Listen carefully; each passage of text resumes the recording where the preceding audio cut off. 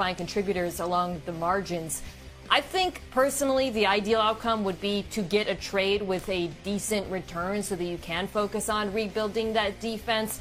But if that trade isn't in the offing, I don't think it's worth letting him walk out the door for a minimal return. So it is worth trying to get something done, even if it means you have to draft better than you've drafted for like 5 years. Yeah, I don't think you can trade Trey Hendrickson at this point. Trey Hendrickson last year led the NFL in sacks. Over the last 2 seasons, he has more sacks than anyone else. And so to your point, if you let him walk, it's not a good idea. But if you keep him, your whole salary cap is going to be gone. But I think you have to at least keep him this year. Let's not forget, Trey Hendrickson is still under contract. I know last year, Jamar Chase was having conversations about wanting a deal early. He didn't get it. He played last year, and then he got his deal a little bit later. I know it will cost the Cincinnati Bengals, but if they trade Trey Hendrickson, that means they'll be left with very little when it comes to pass rush, with a defense that has already struggled. So you need to keep him, if it means keeping him on this last year of his contract and maybe signing him next year, or you need to extend him. And if you do extend him, the goal has to be Al Golden. The defensive coordinator has to be the answer, because there are talented players on that defense. Chris Jenkins Jr., he had a pretty solid rookie season last year on the interior. If he improves his play, Joseph Osai improves his play, he had a great last 5 games, all of a sudden you'll get the production that you want. But if Al Golden doesn't work out, it's going to be a big-time problem for the Cincinnati Bengals. Trey Hendrickson is an elite pass rusher, but the longer you wait in the offseason, the more teams fill their needs. Buffalo would have been a potential landing spot. It went out and signed Joey Bosa. Maybe Atlanta would have been interested. It went out and signed Leonard Floyd. And so teams are making moves and filling holes. And with each move that's made, it's one fewer option for Trey Hendrickson, increasing the possibility that he winds up re-signing in Cincinnati. Yeah, I just want to add, based off of what Mina's saying, just how important he is on this defense. Hendrickson has gotten 39% of the Bengals' sacks in the last 3 seasons. That's the highest rate in the NFL, in case you were wondering. All right, time for one more thing. Remember A.J. Brown got a mannequin to display his unwashed Super Bowl jersey? Well, now he's got a whole team of them, all his jerseys from all the years, even an All-America baseball uniform making it in the collection. So that's that little guy there, I guess. Back in the day. This is just amazing. Apparently he hasn't washed these, which I like that too. We got our own here on NFL Live, and as you can tell, he's got Dion's glasses on. So I'm actually not going to let him keep them though, because I like them too much. This is my new look. I haven't done this enough in the show, so we're going to do it again, obviously. Either way, we'll see you all week on NFL Live. We can't wait to see you tomorrow.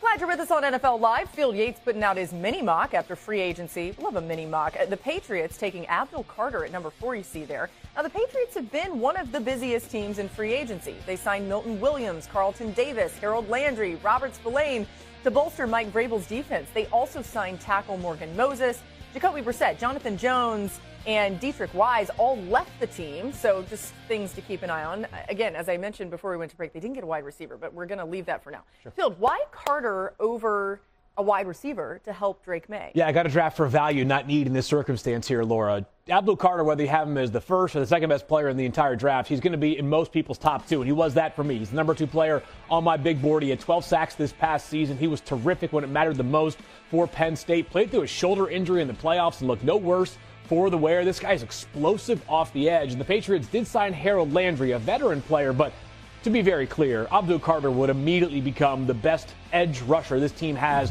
on its roster. They still need to add to that position in general. So the Patriots got a lot of work to do on offense, but for now, the defense would take on more life, Mina. Yeah, I agree, Field. I think there's 2 players in this draft who are worth going best player available, Travis Hunter and Abdul Carter. That pass rush is also, as you outlined, a need. This was a team that was dead last in sack rate last year, 27th in pressure rate. Even with the additions that they've made on defense, it's still a glaring need, and one where if you hit it, if you find a Will Anderson Jr. type in the draft, you save so much money in the long term, not in the long term, but over the next 4 years. We're seeing how much Myles Garrett and Trey Hendrickson soon are about to get paid, and we're going to talk about. So you get a lot of value there. It also helps your quarterback, by the way, having an elite defense that can help in that regard so that they're not constantly forced to play from behind. All of that said, there is a lot of work to be done on this offense to help Drake May. I know they tried. They missed on guys like Chris Godwin, Ronnie Stanley. They need to continue to be aggressive. It can't just be the draft, whether it's a Tyler Lockett or Stephon Diggs. I would pick up the phone and call the Steelers about George Pickens now that they've signed DK Metcalf. They have to be aggressive about doing something because right now May does not have enough help. Yeah, they were trying so hard to get Chris Godwin, too. Yeah. By the way, the Patriots are the favorite to draft Travis Hunter over at ESPN Bet Sportsbook. That would help. Still there. Yeah. Maybe they go up. I don't know. All right, at number 6, Field has the Raiders taking Ashton Jeanty. Now, the Raiders' biggest move of the offseason didn't happen in free agency, of course.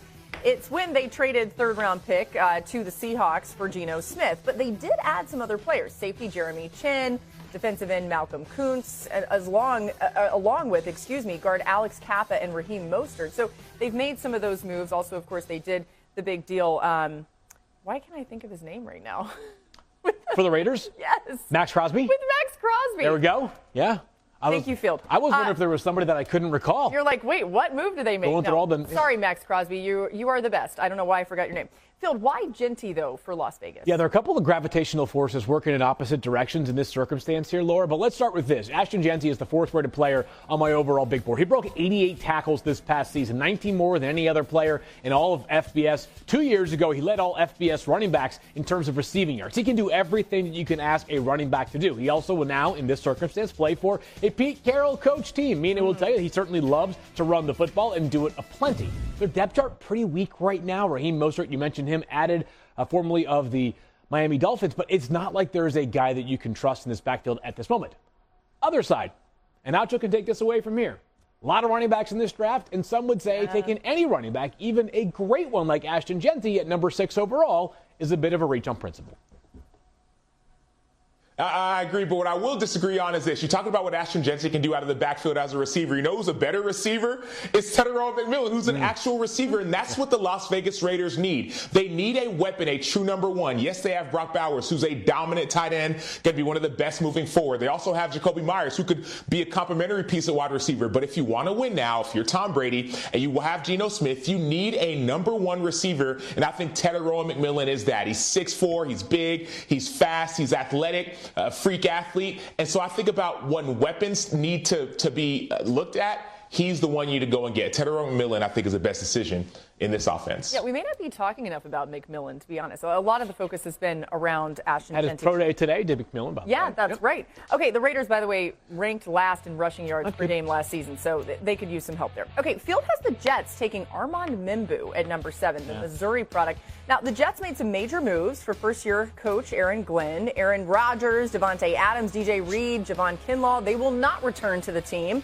New York brought in Justin Fields, Josh Myers, Brandon Stevens, and Andre Sisco. So, Field, why Mimbu for the Jets? Yeah, Morgan Moses, we talked about going to New England just a few moments ago. They now have a glaring right tackle need due to the New York Jets. And Mimbu has a case for the best offensive tackle prospect in the draft. I've got him as number 2. This is a big, physical young man, just 20 years old. He's a Kansas City kid who played for 3 straight years at Missouri, played, at least in some people's eyes, might be a better fitted guard. I believe this guy's a right tackle all the way through. He had a terrific combine as well. This is not just a combine workout warrior, though, Laura. He was terrific this past season for Missouri. He's a tone setter, as that clip right there shows you. He's not afraid to mix it up in the trenches. A gifted pass rusher as well, Schefter.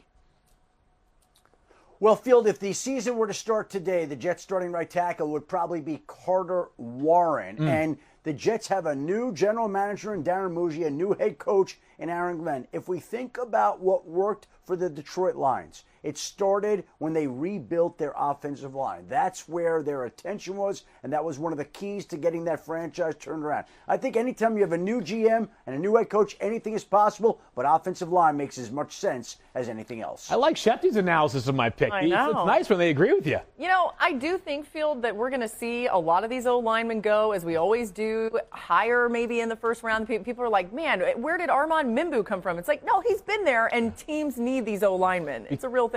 Other than like maybe Philadelphia, nobody has enough depth along the offensive line, so they should all be drafting plenty of them early. And there's a lot to get. All right, coming up next, Cincinnati, open up the checkbook. Its 2-star wideouts this weekend got paid.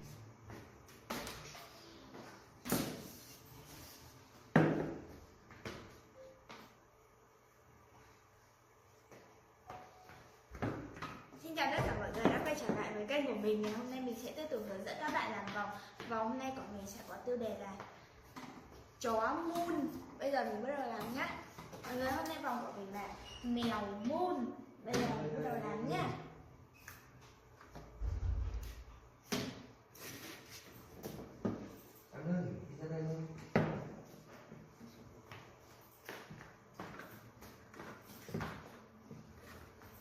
Màu tím đầu tiên nhá.